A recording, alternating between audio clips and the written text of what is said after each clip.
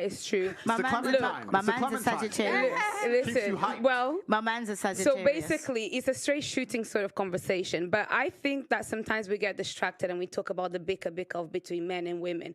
I think that the problem that men and women have is the consequences of the bad decisions that the 1% of powerful men make on our behalf, because our problems are on a societal level less than between woman and man. That is why there's a lot of competition between men, this chase for status that they will never get. Why is that the fault of the 1% of men? Because they're the ones that drive the machine that runs this. The West It's always been that way. Yeah, but then think about the men that are at the top now, the corruption and everything that's going on. And this is why it feels very good to sit next to somebody like you and just say, do you know what? I appreciate that you say things that are really true. You expose a very toxic truth and a very true truth as well that is out there. But the reality is, on the trenches, when you go to the grassroots, people don't feel the way that you feel. It's not as simple as what you say.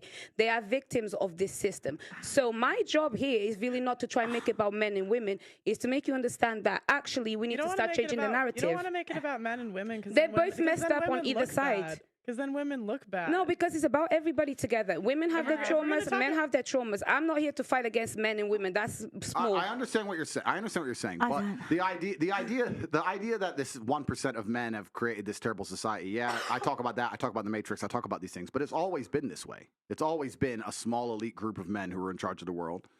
And unfortunately now, we're fighting battles in different ways. The days of old, a man proved his worth by going to war. Basically, every man at any point in his life was going to end up going to war, and he came back victorious, he came back with honor, he got himself a wife. That's how it worked, right?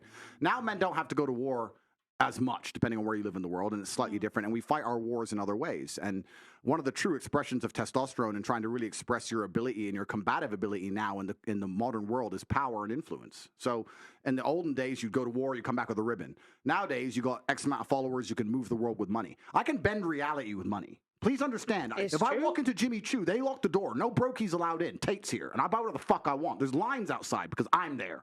Mm-hmm. I bend the world with money. That's how the wars are now won.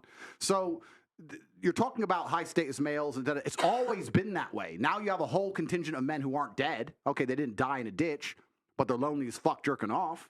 And that's the reality of it. And women don't give a fuck about them. And why should you? I'm not sitting here actually shitting on women in any way. I think women have a biological instinct to a degree to try and find the best mate they can because it gives them the highest chance of survival in the harsh realities of the world. And if they look at a man who's not capable, they just don't feel an attraction to him. And that's the bottom line of it. And that's why I'm largely misunderstood.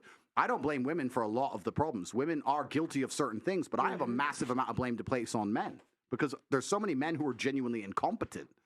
If I was a chick, I wouldn't fuck these losers either. Like, they're losers. So it's hard out Balance. It's I hard. love it. Do you know what I don't understand? Why people are always going for the 1%? All the women want to rush for the 1%. Why don't you just find a regular 9-to-5 person that's going to look after you? You can be his queen. Why can't you just do that? Why is everybody really rushing? I've got a man. We don't go on social media. If it weren't for Pearl, I want nothing about social media. 9 to 5. I've got our own property. 32 years, happy as Larry. What is the problem? It's not old-fashioned. It works.